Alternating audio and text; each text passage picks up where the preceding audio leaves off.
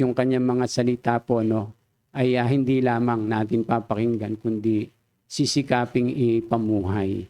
So sa umaga pong ito, ay hindi po ako ang magpipreach. At hindi na po yata makakapag-preach. Pero nandito po yung ating pong bisita, ano po, yung ating isa sa mga overseer po, ano, ng Jesus First Christian Ministries, ano po. At hindi na po natin patatagalin, atin pong palakpakan ng Panginoon sa buhay niya, si Pastor Ernesto Mangahas.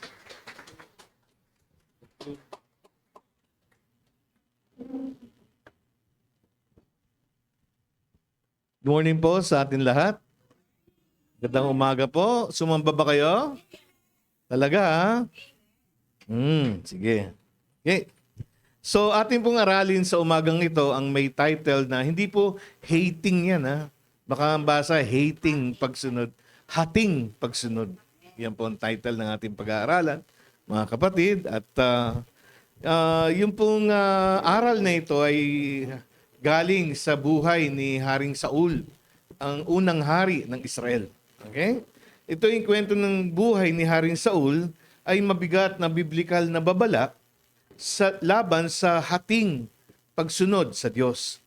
Dala ang utos ng Diyos na ganap niyang puksain ang mga Amalekita at ang lahat ng pag-aari nito. Pinili niyang buhayin si Haring Agag at ang ilang malulusog na hayop na ayon sa kanya ay iaalay niya sa Diyos. Ang tugon ni Samuel kay Haring Saul ay isang pagtutuwid na madalas gamitin sa ating panahon. Ang wika ni Samuel, mas mabuti ang pagsunod kay Yahweh kaysa paghahandog at pakikinig. At ang pakikinig ay higit sa haing taba ng tupa. Kaya sa umagang ito, mga kapatid, pilitin ko man tingnan, parang nahihirapan akong basahin. Dito na lang, no? Okay?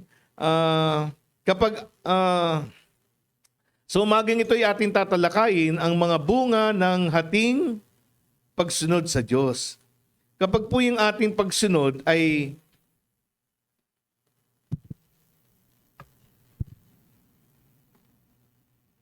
dahil lamang, mga kapatid,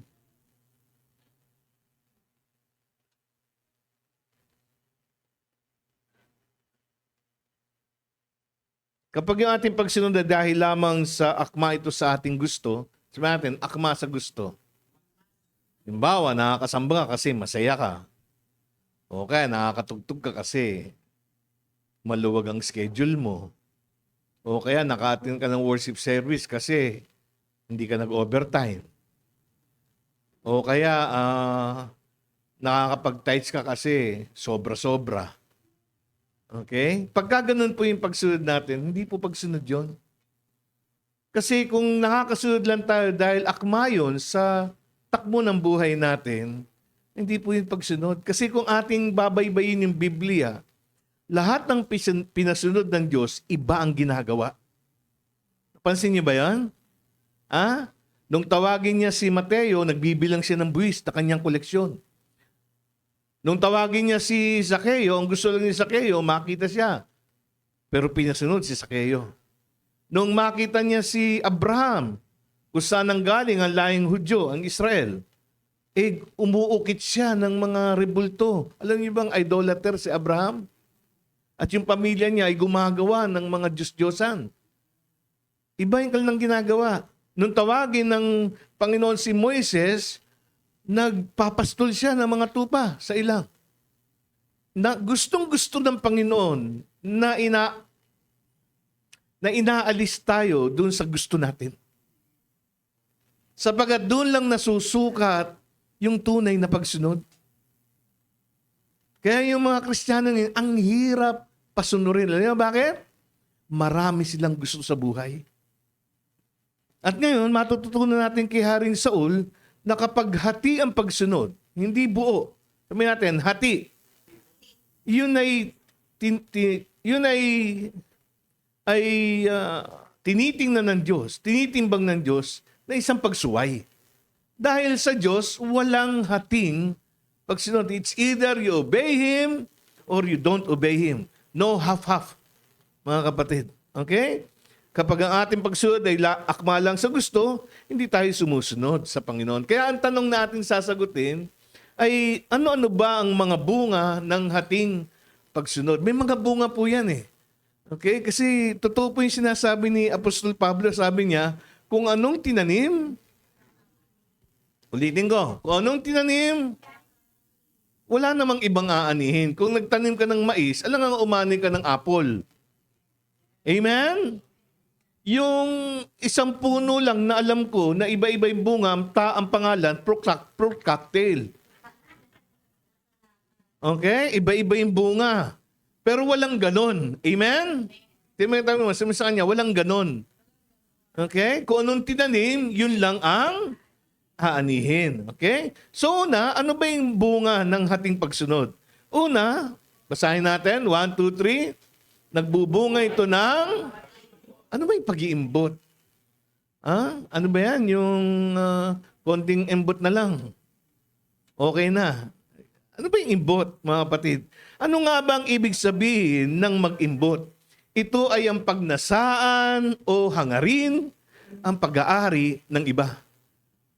And very strange, mga kapatid, no? Ito yung panghuling utos sa 10 utos na inukit ni Moises sa bato. At walang Hudyo na hindi nakakaalam ng 10 utos. Alam ni Haring Saul kung saan siya nagkamali. Amen? Bakit? Kasi yung 10 utos, laging inuulit-ulit yan ng ama ng tahanan sa bahay ng isang Israelita. Okay? Lagi lang binabasa yung unang 5 libro. Alam niyo ba? Ganun silang katyaga. Lagi silang may time na tumayo sa gilid ng bundok. Tapos babasahin nila yung 5 libro ng ng lumang tipan. Yung unang 5 libro. Ngayon po, basahan mo ng isang chapter mga Kristiyano, iiwanan ka eh. Ngayon po, pag nag-preach si pastor ng 1 oras, lalayasan ka. Tagal naman mag-preach yan. Pero pag lakarin mo sa Shoemart ng sale, 5 oras na hindi pa napapagod. Diba? Hello? Pagka pinasambo mo yan ng 45 minutes, inip na yan. Okay? Pero pag laruin mo ng ML yan, maghapon, hindi napapagod. Hello? Kaya yung mga cellphone na yan, pag di ginamit ng mabuti at maayos, jablo yan eh. Maraming mga tao ginajablo sa cellphone. Naintindihan po natin? At dahil nagagamit ng mali yung kanilang mga gadget, okay? Yung kanilang pagsunod, hating-hati. Kung hindi man ng hating-hati, konting-konti lang yung pagsunod sa Diyos at maraming-marami dun sa gusto nilang gawin. Naintindihan po mga kapatid? Yun lang pagpunta rito. Diba? Every week, alam niyo namang 10:00. O, tingnan niyo yung katabi niyo. Alam mo namang 10:00. O, sige, tingnan niyo para makonsensya. O, alam mo namang 10:00, di ba? Linggo-linggo na lang yan, alam kong 10:00. Amen? Sabi mo sa katabi mo, alam mong 10:00. Mas ka doon dumating. Amen? Kaya yung minsan, di ko masisi nag-o-opening prayer eh. Hindi naman dapat gawin na paglinggo, humihingi ng tawad sa Diyos eh. Inihihingi kayo ng tawad eh. Amen? Alam niyo ba yan? Ha? It's not proper na tuwing linggo, yung nag-o-opening prayer, humihingi ng tawad sa Diyos. Alam niyo bakit? Dapat ginawa niyo na yan sa bahay. Dapat hindi yung pinatagal, yung kasalanan, na pumasok kayo sa pintong yan, karay-karay nyo pa rin yung kasalanan. Amen? That's why it is abnormal that every Sunday, Lord, patawarin mo kami sa amin. Anong ginawa nyo? Papunta kayo rito. Inintayin nyo pa, makarating dito, dala-dala nyo yung kasalanan? Hello? Pwede namang ihingi ng tawad dyan kaninang umaga, paggising nyo? Tama. Kaya hirap ni hirap sumambay mga born again. Bakit? Karay-karay yung kasalanan. Amen? Dahil nadala mo na sa church yan, kung merong ang mga demonyito sa balikat mo, nandyan lahat yan. Tingnan mo yung tabi mo. Diba, iba ang ngiti? Ha? Nag-gets nyo? Kasi may mga kapatid, dinala pa rito yung mga kargamento nila eh. Hello? Lord, alisin mo po sa amin. Nandito ka. Kanino ilalagay?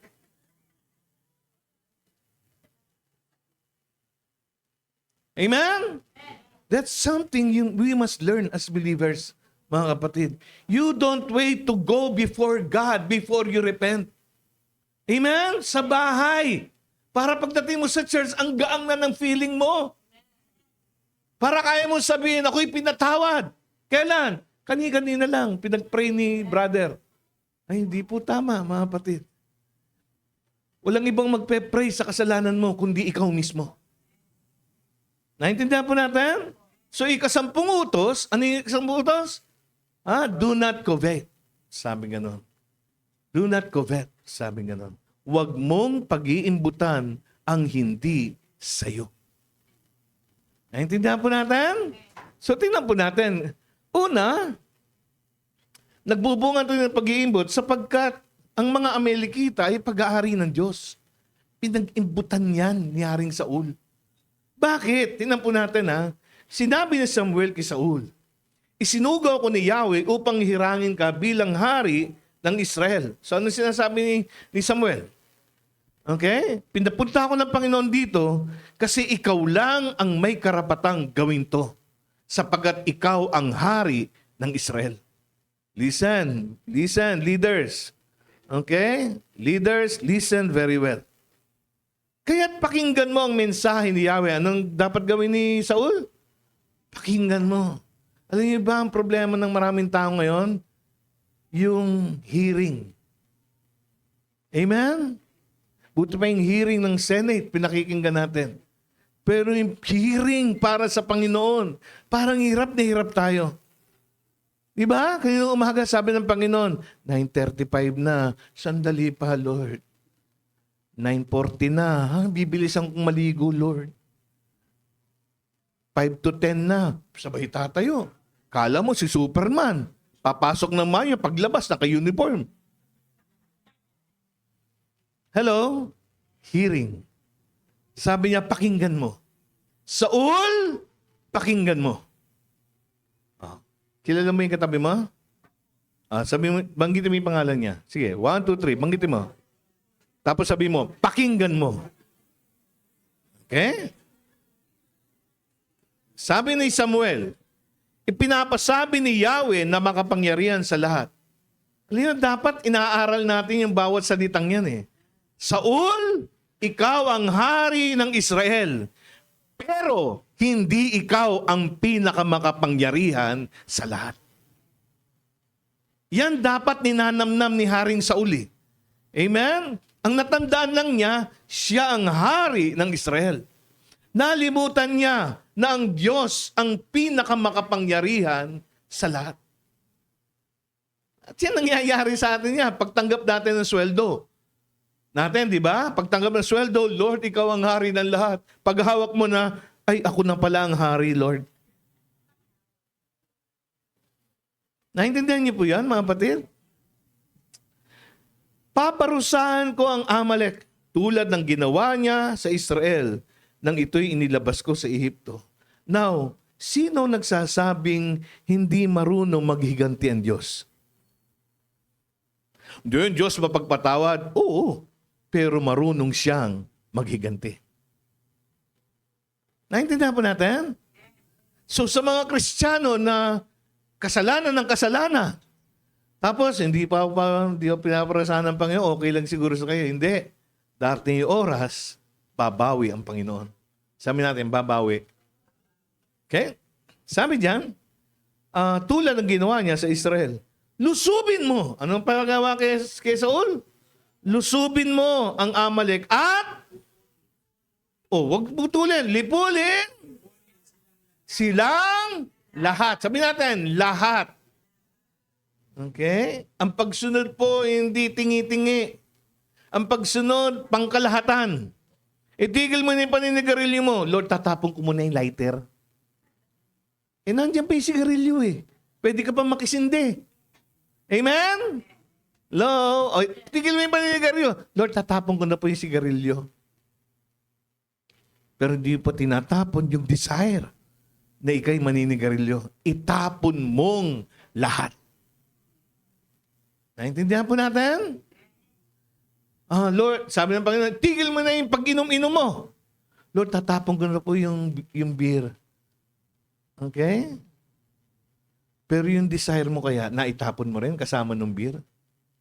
O tinapon mo lang yung beer, but you still desire to drink that beer. Naintindihan po natin? Yung pagsisinungaling, sabi ng Panginoon, tigil mo yung pagsisinungaling. Lord, tatapon ko na po yung pagsisinungaling. Pero yung desire na magsinungaling, naitapon ba? That's why sin keeps coming back. Bakit? Kasi lagi tayong may tira. Sabihin natin, tira. So sabi diyan, wasakin mo ang lahat. Dapat mo, diinan natin yun ha. Lahat, lahat, lahat, lahat. Okay? Nilang ari-arian at huwag magtitira. Maliwanag ba yun?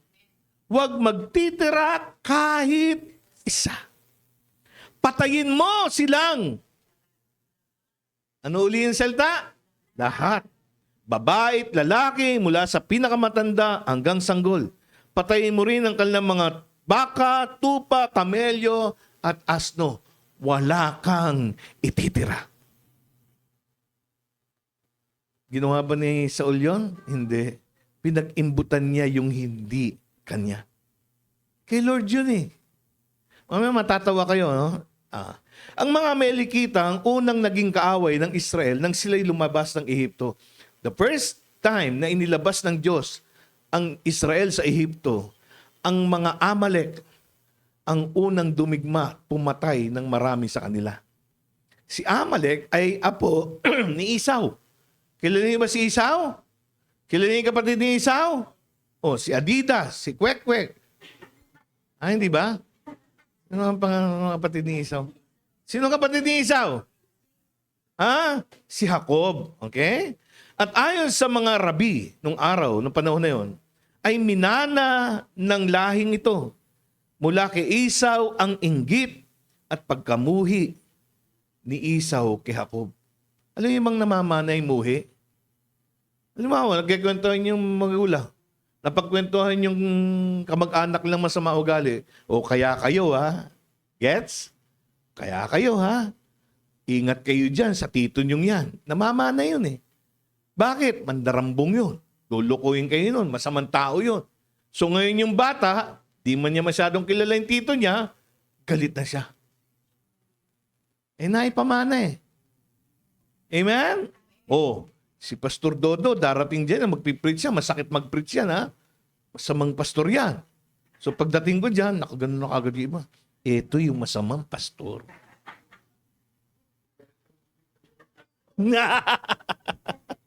Love you. Okay, so, ang mga Amalekita ay patraidor kung lumusob sa Israel. Tandaan niyo po, sila yung unang naging kaaway ng Israel. Okay? At ang kanilang punteryang patayin ay yung mga bata at matatandang nasa hulihan. Alam niyo nung lumabas ang Israel sa Ehipto? 1,000,000. Naintindihan po natin? Hello? Kaya minsan nagkwento ako sa mga overseer. Sabi ko, ako may kwento. Sabi na yan, Pastor Dodo, may 3,000 bibe. Tumawid sa kalye. Tapos tumigil ako, tagal. Sabi nila, Pastor, nalimutan mo na yung kwento mo. Hindi, tumatawid pa, 3,000 yun eh. Matuto kayo maghintay. How much more with Israel who went out of Egypt in millions? Naintindihan po natin? So yung mga nasa huli, for sure, sila yung mga mabibilis, mapagod. Sila yung prone to destruction ng mga kaaway, mga kapatid. Sino yung mga nandun? Yung mga sanggol, yung mga bata, yung mga matatanda. Naintindihan po natin? So sila yung pinupuntirya. At ito yung kasamaan ng Amalek. Pagkapatay nila, sabay tatakbuhan nila yung Israel. Para bang nanunodyo. Alam mo yung nanunodyo? Yung ginawa ka ng masama tapos sinatakbuhan ka, nakatawa. O ano. Okay? Kaya sinabi ni Yahweh kay Moises. Basahin natin nila. 1, 2, basa.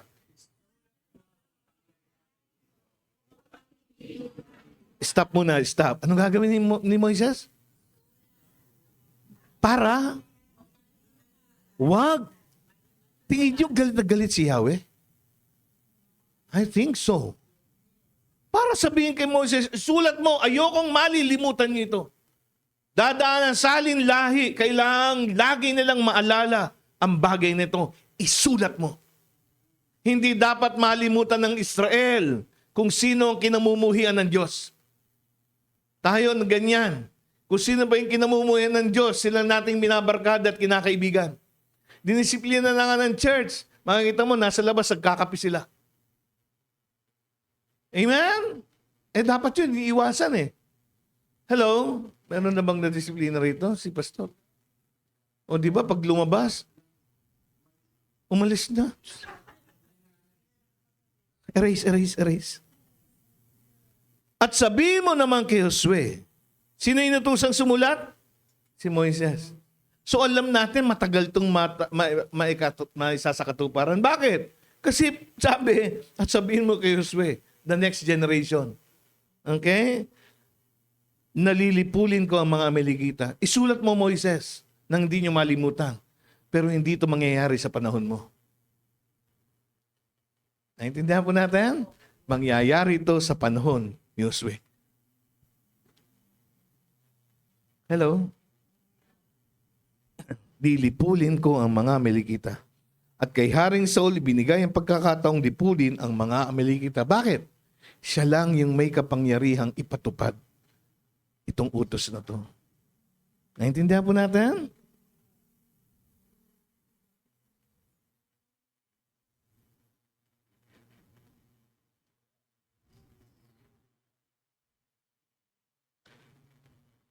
Ang utos kay Haring Saul ay may kinalaman sa hatol ng Diyos sa bayan na gumawa ng masama sa kanyang bayan.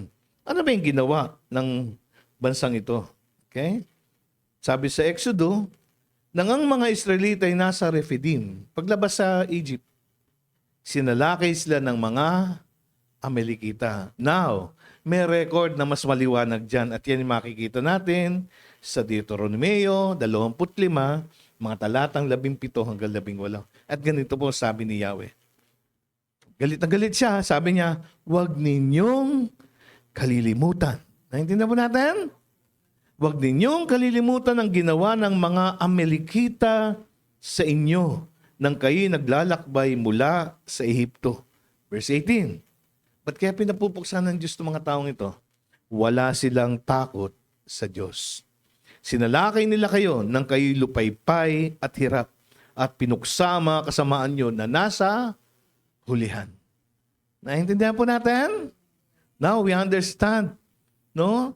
Na pinuksa, pinatay ng mga Amalek yung mga Israelitang walang kalaban-laban. Kaya galit na galit si Yahweh. Di ba? Galit na galit si Yahweh sa mga inaapi. Di ba? Lagi siyang galit sa mga inaapi. Okay? So, tingnan po natin, ano pang nangyari? Ang ikalawa, una, pinag-imputan niya. Okay? Yung ikalawa, basahin natin. 1, 2, 3. Itinuring niyang ang walang pakinabang. Ano sabi?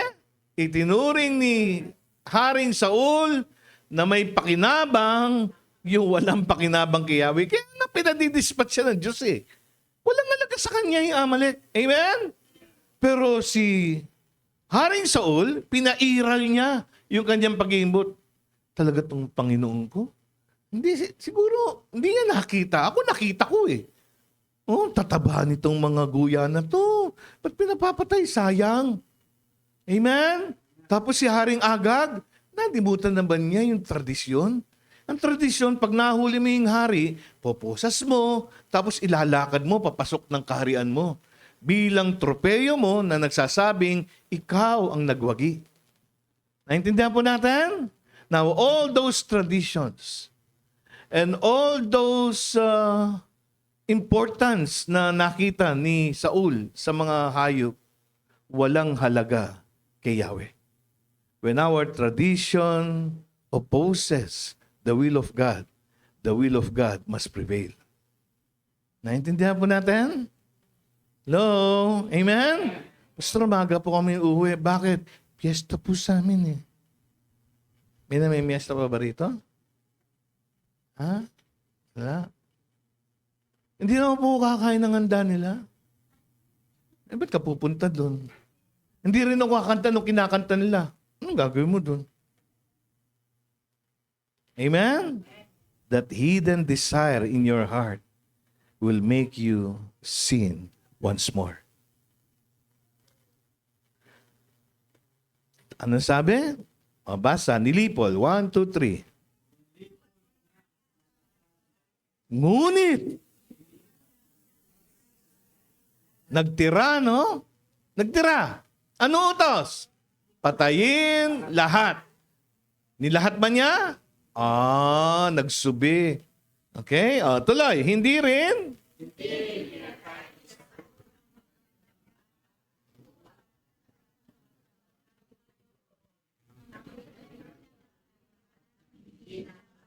Ano tingin ni Saul dun sa mga hayop? May pakikinabangan pa at merong hindi na pakikinabangan. Anong tingin ng Diyos? Wala silang lahat na pakinabang.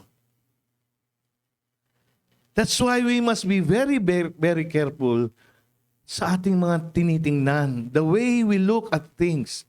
Hindi porke maganda sa tingin mo, maganda kay Lord.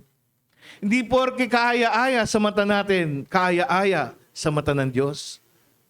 Don't be deceived by what you see. Amen? Because God's will does not look on outside appearance. Tingnan nga tabi mo. Sabi mo, Pero pinili ng Diyos yan. Amen? Niligtas ni Lord yan. Hindi man siya kaaya-aya sa iyong mga mata, gayon din naman ang tingin niya sa iyo.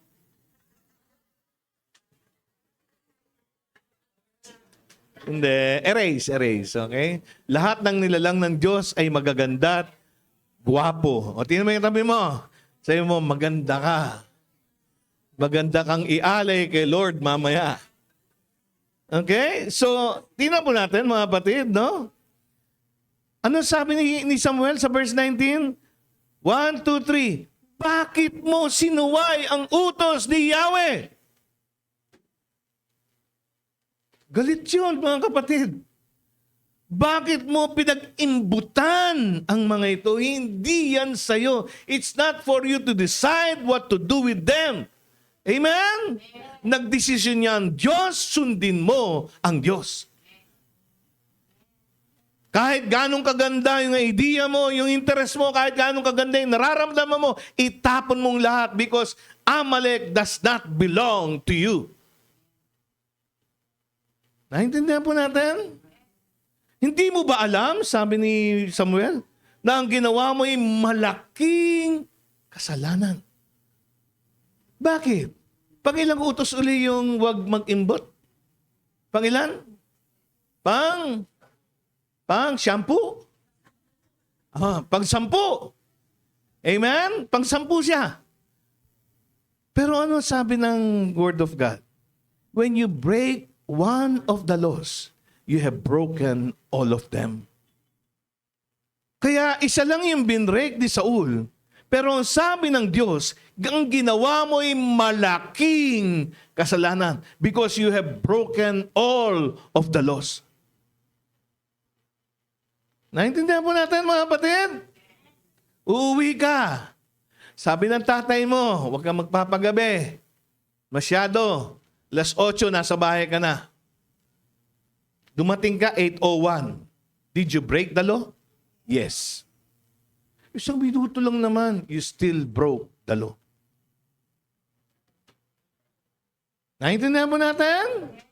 Sapagkat yung isang anak na may takot sa kanyang magulang, lagi nakatingin sa sarili yan, tinatansya niya, 30 minutes ang biyahe ko, 7:15 na, magpapalugit akong 15 minutes, uwi na ako, mga Dabar Cards ha. Ang aga pa, hindi, biyahe pa ako eh. Pero nasa puso't isip mo, ayokong i-break yung trust ng magulang ko. Paano niya akong papayagan next time kung sisira ko sa usapan? Amen? Amen? Tingnan ka tabi mo.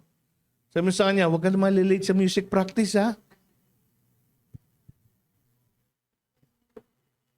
Sabi ng mga members, sabi, hindi nga, ikaw nga yun eh. Okay? Ang utos kay Haring Saul ay lipulin ang lahat sa bayan ni Amalek. Ang lahing para sa Diyos ay, walang halaga. At lahing napakasama mula sa sanggol hanggang matanda. Kasama rin ang mga hayop at ari-ari nila. Walang halaga ang Amalek. Sabi natin, walang halaga. Ang tanong, masisiyahan ba ang Diyos sa handog na kinamumuhian niya? Ayaw niya nga dyan, pinapapatay nga. Tapos sabi ni Saul, Lord, ito si Agag, ginialay ko. Sabi ng Panginoon, hindi mo alam ang ginagawa mo. Ginagalit mo ko. But naman, Lord, I hate that man. And now you are offering that man to me? Lord, ito na lang, matatabang guya ng mga Amalekita. Sabi ng Panginoon, you're making me even more angry. But Lord, I hate those animals. Pinapapatay ko nga sa iya. Ngayon, pinipilit mo tanggapin ko? That's the sin of many people. Pilit niyang binibigay sa Diyos yung ayaw naman ng Diyos. At pilit niyang kinikimkim yung hinihingi sa kanya ng Diyos. Amen? Tingnan mo yung tanong, masama sa kanya, hindi galit si Pastor Dodo. Passionate lang. Ano nga ba yung pinag-imputan ni Haring Saul? Una, karangalan. All glory must belong to God on this occasion. Amen? Kasi pinabuburan niya. Then, walang makikita yung tao. Walang glory for you, Saul. Amen? All glory belongs to me, Saul. Pero nagtira siya. Para ipakita sa mga tao, magaling siyang hari, tinalo niya si Haring Agag. Tinalo niya si Haring Agag? Yan ang tatay ni Lady Gaga. Pag binaligtad niyo. At inakala niya na masisihan ng Diyos sa handog dahil yung mga handog na hayop matataba at malulusog. Pero hindi tinanggap ni Yahweh. Tandaan po natin mga kapatid, hindi lahat ng mabuti sa ating mga mata at pakiramdam, ay mabuti rin sa Diyos. Wika ni Solomon. Ano sabi ni Solomon? Kawikaan 21:2. 1, 2, basa. Ang akala ng tao, lahat ng kilos niya ay wasto. Ngunit si Yahweh lang nakakasaliksik ng puso. Higit na kalugod-lugod kay Yahweh kaysa mga handog ang gawang makatuwiran at makatarungan. When we do something, lagi nating tingnan. Maganda lang ba ito sa mata natin o hindi maganda sa mata ng Diyos? Amen? Magbo-boyfriend ka. Sino ito mga dalaga? Mga dalagang walang boyfriend.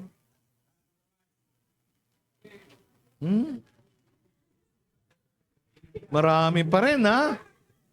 Yung iba sasagutin pa lang kasi kalahati taas eh. Sasagutin ko mamaya pero wag muna, kalahati. Hating sagot ang tawag diyan. Pipili ka ng boyfriend. Wag lang yung tingin ng mata ang pamantayan. Amen? Ang cute niya, mukhang Koreano. Ba't mo naman nasabing mukhang Koreano? Tululaway. Ang ganda niya. Kamukha ni Marian. Marian Dantes? Hindi. Mariano. So, makita po natin, we have to learn kung paano tumingin ng Diyos. Sapagkat hindi mapagkakatiwala ang madalas kung paano tayong tumingin. Amen? Ano-ano ang bunga ng hating pagsunod?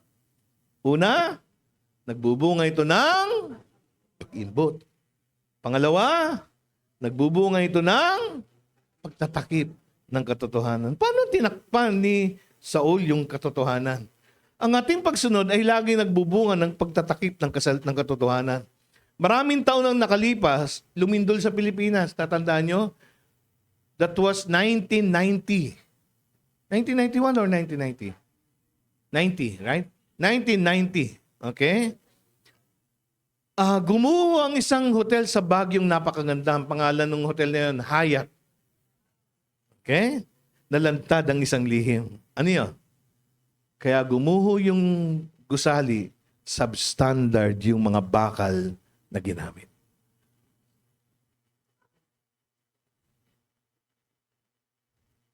Paano tinangka ni Haring Saul na pagtakpan yung kanyang pag-iimbot, yung kanyang pagsuway? Nagpatayo siya ng sariling monumento. You know, when you are BSS, ano yung BSS? Believe sa sarili.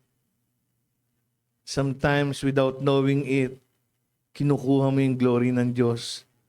Tapos pinapalitan mo ng sarili mong karangalan, nagpapatayo ka ng sarili mong monumento.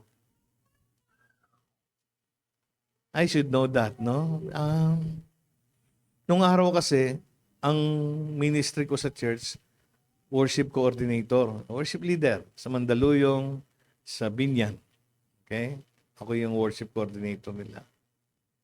There was a time na siguro nakita ng Panginoon, Do, you're taking too much glory from me, Do. Sasabi lang, galing mo mag-worship lead, Brad. Medyo sa umpisa, sagot ko ron, glory to God, glory to God. Pero the more people who keep on praising you, humihina yung glory to God. Ang galing mo talaga, glory to God, glory to God.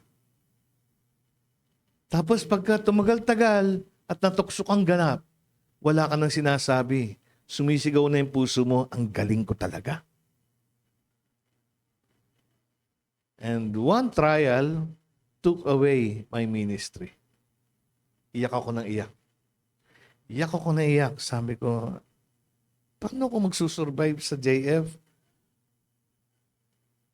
My first and only love sa ministry ay yung magpaawit.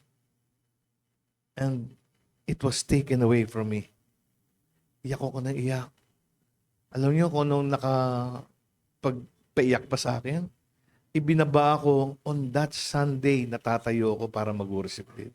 Sabi ni Pastor Mardo, hindi ka mag-worship lead ngayon. Siyempre, para kang binuhusan ng malamig na tubig. No? Iyak ako ng iyak. Tapos, ang nagpaawit nun si Pastor Mar, habang nagpapaawit siya, iyak ako ng iyak. Pero bakit? Ba't nangyari yun? Sapagkat unti-unti, di ko siguro napansin, I'm starting to build my own monument. I started to believe people. I started to listen to people rather than listening to God. I started to be concerned with what they think rather than what God thinks. At alam niyo, gano'ng katagal yung discipline ko? Years. After that discipline, kinumisyon ako para mamastor sa pila. Pero hindi ako nare-restore. Feeling ko yon. Because my ministry is worship leading, I must be restored as a worship leader before I enjoy being a pastor. Years. Years I long na mare-restore ako sa pag-worship lead. Years. At alam niyo mga kapatid, ang pinakamasarap sa lahat is not my timing, but God's timing. Nung ma-restore ako mga kapatid, guest natin nun si Steve Cuban sa Mandaluyong. Tanda-tanda ko yon mga kapatid. Okay, pinag-worship lead ako ni Pastor Mar. Sabi niya, ikaw mag-song lead do. Sabi ko, restored na ako. Hello? And I cried again. Parang mapapakanta ka ng I cry the tears. You wipe it dry. Ano sunod? I cry again. You wipe again. I cry and cry. You wipe and wipe. I cry, you wipe. I cry, you wipe. I cry, you wipe. I cry again. You wipe again. O, di ba? Ang dali ng lyrics. Ha? Tandaan nyo? O, kantahin nyo mamaya yan, ha? And the restoration was complete and so sweet, mga kapatid. Because we need to trust the Lord. His timing is always the best. Naintindihan po natin, mga kapatid? Ang tagal nun, tagal ko namamasur sa pila. Pero one of my prayers in my heart, hindi alam ng asawa ko si Chinky. Sabi ko, gusto kong ma-restore. And I was restored. So sweet, mga kapatid. Huwag nating pagtakpan yung ating kasalanan. Because the more we cover up, the more heavy the punishment will be. Amen? So mga kapatid, sabi ganon sa unang Samuel, 15-12, sabi, kinabukasan, pagkatapos makipag-usap ni Samuel sa Panginoon, maaga siyang bumangon upang makapagkita kay Saul. Bakit? Iko-correct na niya si Saul. Ngunit may nagsabi sa kanya na nagpunta na ito sa Carmelo upang magpatayo ng sariling monumento. Now, think about this. May utos ba ang Diyos na magtayo sa monumento? So, kaninong kalooban yon? Kay Saul. Amen? Tapos, at pagkatapos ay nagtuloy sa Gilgal. Alam niyo ba ano yung Gilgal? Ha? Yung Gilgal ay lugar ng pagsamba. Okay? Tuloy natin, mga kapatid. Nagwika siya ng mabulaklak na salita. Una, pinagtakpan niya. Tapos pangalawa, ginandahan niya yung presentation para pagtakpan yung kasalanan niya. Sumunod siya ron, si Samuel. At nakita niya si Saul at binati siya. Tingnan yung pagbati ni Saul, ha? Pagpalain ka ni Yahweh! Sinunod kong lahat ang utos niya. True? False? False. Ba't niya sinasabi to? Because he wants to cover up. Sinunod kong lahat. Okay? Tinanong ni Samuel, talaga? Lahat? Ano itong naririnig kong iyakan ng mga tupa at unga ng mga baka? Amen? Yung mga hayop doon. Baka nga may kambing pa doon eh. Amen? Sabi siguro ni Samuel, totoo ba sinasabi ni Saul? Sabi ng mga kambing, hindi, hindi. Hello? Umiiyak yung mga hayop. Those animals, they don't agree with what Saul said. They cried. Amen? Umaatungal yung mga hayop. They don't agree. Translation ko lang yun, mga kapatid. Wala sa Bible yun. Okay? Sabi niya, ano tong naririnig kong iyakan? Hindi lahat ng nagwiwika sa pangalan ng Diyos ay kaaya-aya sa Diyos. Alam natin yun, di ba? O, di ba? Diyan nga sa yung mga may lagnat na tao. Hindi niyo alam yung mga may lagnat na tao? Senate? May Senate? Senado. Okay? Ang dami doon nagko-quote ng Bible. Right? Ang dami doon. Basta ang dami doon. Amen? Pero nakakalugod ba yon sa Diyos? Tingin nyo? You know, as a politician, you're not required to quote the Word of God. Never. As a politician, you are required to do what is expected from you. No Word of God. Pag ginagawa mo yung tama at nararapat, approve. Amen? Ba't ginagamit yung Word of God? Sugar coating. Tinatakpan yung kasalanan. People can use the Word of God if they're hiding something. Amen? Tuloy natin. May bahid ng pagsisinungaling pananalita ni Haring Saul. Ngunit ang itinatago sa malaot madali ay mabubunyag. Do you believe in that? Hindi makikakaila ang pagsuway ni Haring Saul. Sumagot si Saul, yan? Kinuha yan ng mga tauhan ko sa Amalek? Nakita niyo na? Anong ginagawa niya ngayon? Dahil booking na, nununuro na siya iba ang sisisihin. Hindi naman. Sila kumuha niyan eh. Kinuha nila ang pinakamainam na tupa at baka upang ihandog kay Yahweh. Ang mga walang halaga, pinatay namin. At sinabi ni Samuel, hindi na siya makatagal sa mga pagkukunwari at pagsisinungaling ni Saul. Sabi niya, tumigil ka! Pakinggan mo, sinabi sa akin ni Yahweh kagabi. Think about this. Sinong hari? Si Saul. Makapangyayari ba yung mga tauhan niya na wala siyang basbas?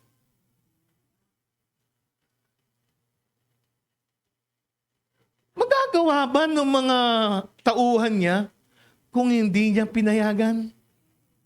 So, sino ang may responsibilidad? Si hari. Mga leaders. Sinend kayo para mag-Bible study leader. Tapos, tinamad ka. Kasi umambon. Sabi mo, umambon. May bagyo. Ang ganda na interpretation no? Okay? Tapos, nag-decision ka. Message ko sila. Hindi tuloy ang BS natin tonight. Okay? Kasi, babagyo yata. Okay? Nandun na yung mga BS members mo. Ready na sila.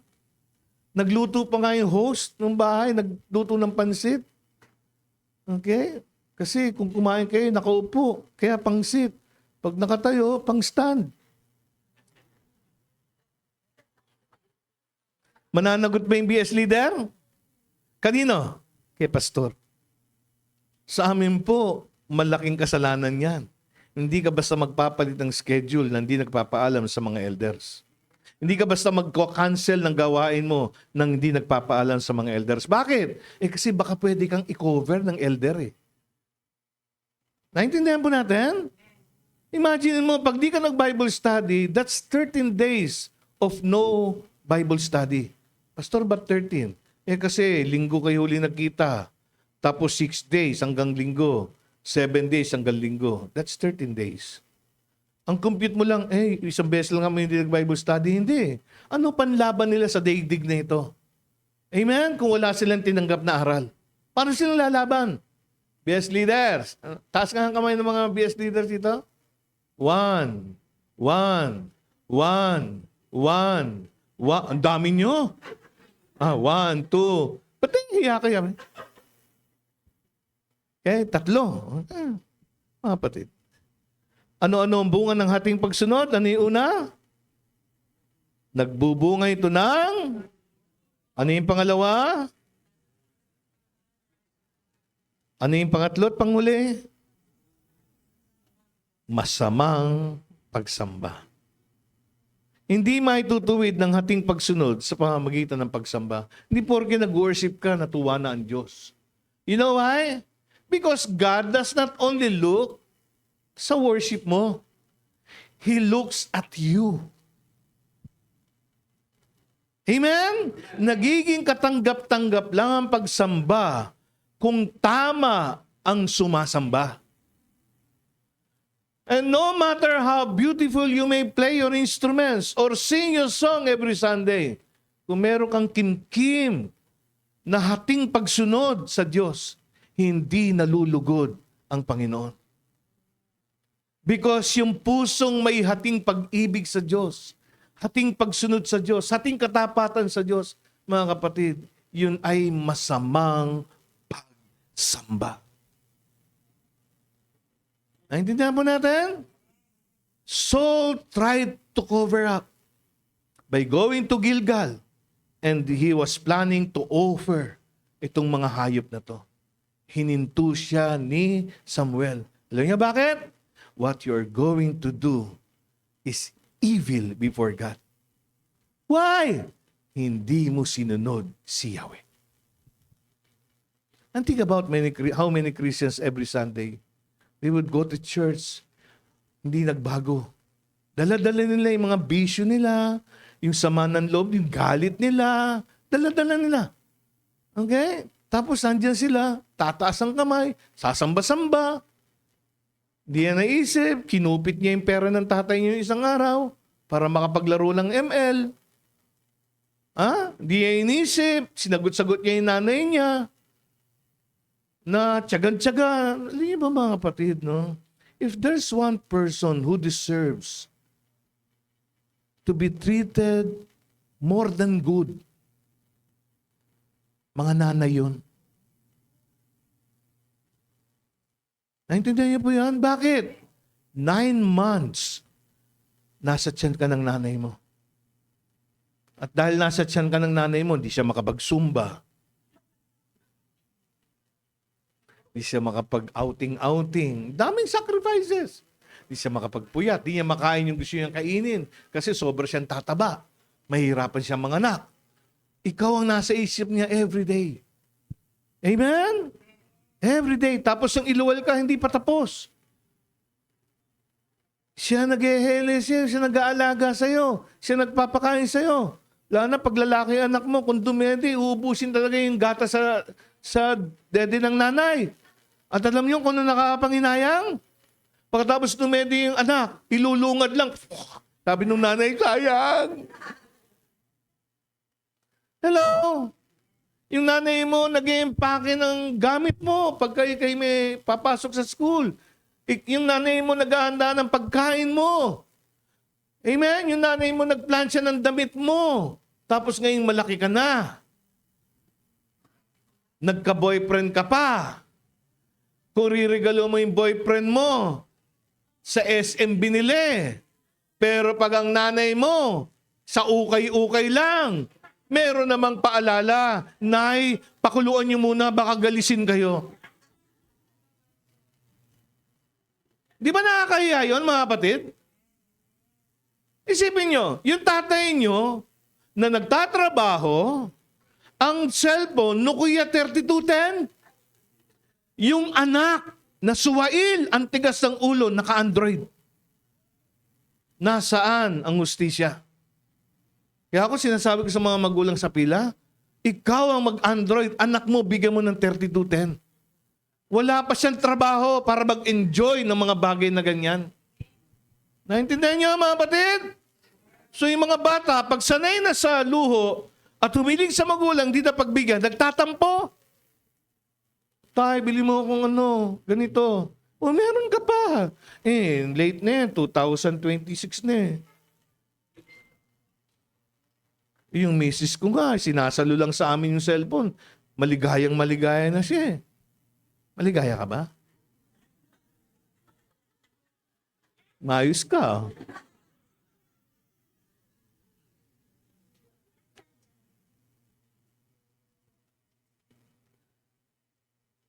Hindi ba't itong dahilan ba't tinanggay ng Diyos ang handog ni Cain?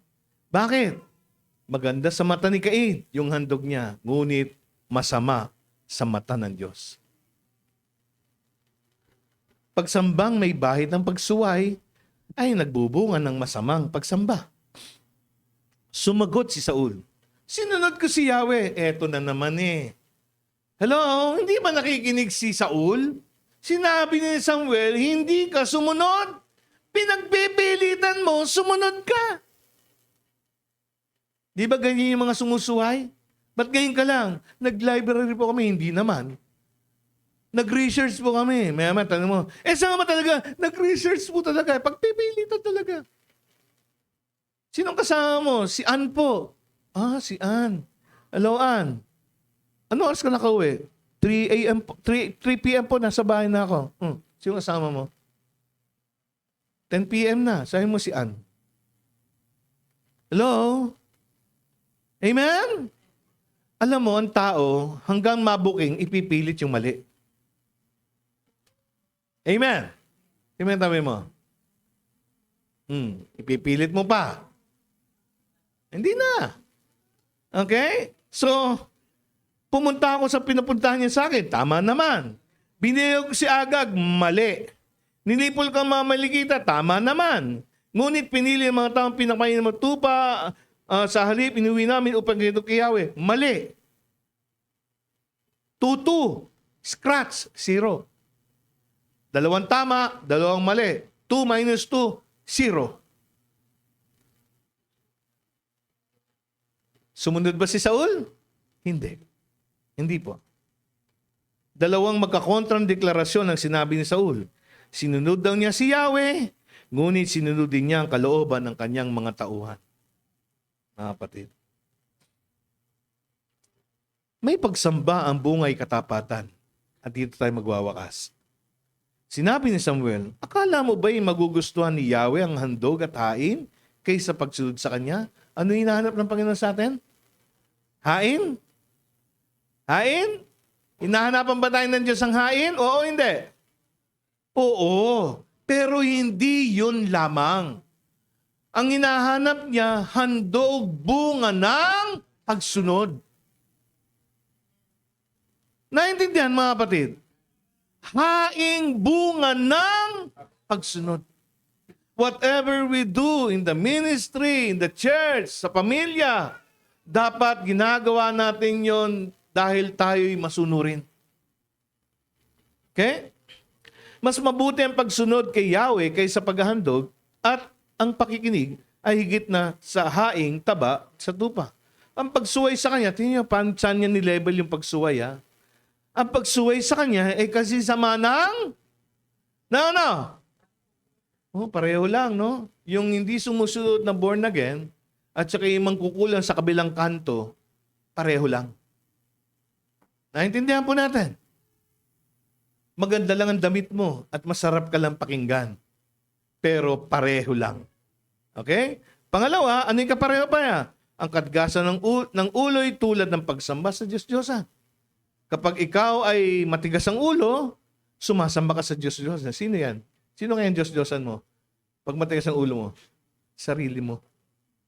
Okay? Sapagkat itinakwil mo ang salita ni Yahweh, ano yung salitang ni Yahweh yung tinakwil niya? Yung utos. Puksain mo silang lahat. Wala kang ititira. Dahil hindi mo sinunod, itinakwil ka rin niya bilang hari. Is Saul still a Jew? Yes. Is Saul still a king? No. Bahagi pa rin ba si Saul ng bayang Israel? Yes. Pinuno pa rin ba si Saul ng bansang Israel? No. Ang tinanggal kay Saul ay yung kanyang pagiging hari. Sabi ko nga madalas sa mga kausap kong PM, alam niyo ba, yung ministry permanent, yung minister hindi.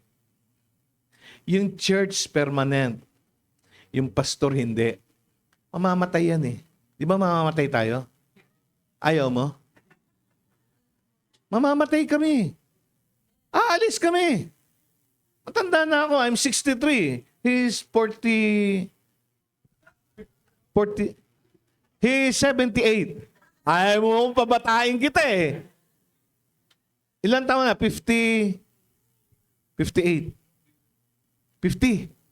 Magpi-50. Whatever. Okay? Naintindihan po natin? Kami ba yung mamamatay? Yes. Your elders, mamamatay sila? Yes. The church will be there until kunin ng Panginoon lahat ng mga Kristiyano. Pero kami, come and go kami.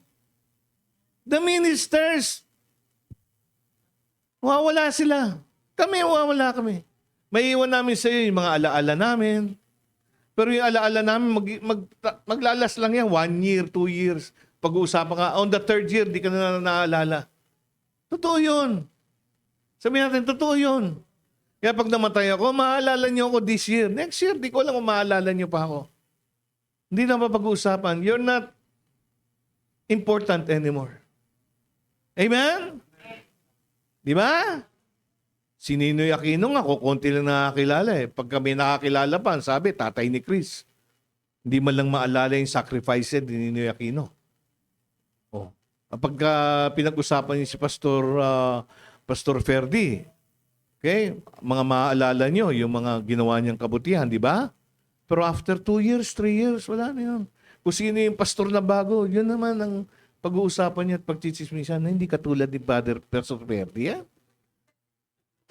Mas gusto namin si Pastor Perdi. Okay? Ba't niyo gusto si Pastor Perdi? Kasi spiritual siya. Espiritu siya. Marami tayong nais ibigay sa Diyos upang mapagtakpan ng ating mga pagsuway. Ngunit iisa lang ay hinihingi ng Diyos sa atin. Ano yun? Wagas na pagsunod. Liban sa wagas na pagsunod, tayo ay sumusuway sa Panginoon. Tayo magbuod. Mas mabuti ang pagsunod kay Yahweh kaysa paghahandog at ang pakikinig ay higit sa aing taba ng tupa. Minsan, mas napapangunahan tayo ng ating mga magagandang kaisipan. Ngunit nalilimutan natin ang pinakamainam na kaisipan ay ang kaisipan ni Yahweh. Magkaminsan din natatangay tayo ng sinasabi ng mga tao sa ating paligid na nagiging sanhi ng ating pagsuway sa kalooban ng Diyos. Hindi po tayo nalalayo sa kinasadlakan ni Haring Saul. Laging may tukso na piliin natin ng hating pagsunod dahil mas konbinyente ito sa atin. Hindi naman sumusuway, ngunit hindi rin masasabing sumusunod. Hindi nalulugod ang Diyos sa hating pagsunod. Ang nais niya ay ganap na pagsunod. Mga kapatid, sana natutunan natin. Next week, ang service nyo, 10 to 12. I think so, at 10 to 12. If you come here at 10:30, hating pagsamba. Naintindihan niyo ba? May Bible study kayo. Ang schedule, 7 p.m. Dumating ka ng 7:15, hating Bible study. Meron kayong practice sa music every Saturday. Halimbawa, 6 p.m. to 8 p.m., dumating ng 7 p.m., hating ensayo. And God hates half-hearted services. Mga kapatid, ang gusto niya, wagas. Ang gusto niya, kumpleto. Ang gusto niya, wala tayong itinabi, walang isinubi para sa sarili. Ang gusto niya, ihayag natin yung ating sarili sa Kanya. Amen? Naway magsilbing hamon sa atin, mga kapatid, ang mensaheng ito. And I'm praying that next week, mga kapatid, no? 7 a.m., nandito na kayo. Babawiin niyo yung mga late nyo eh. Hindi. 10 a.m. or even earlier than 10 a.m., you will be here. Amen? Okay, pagpalain ng pagkabasa.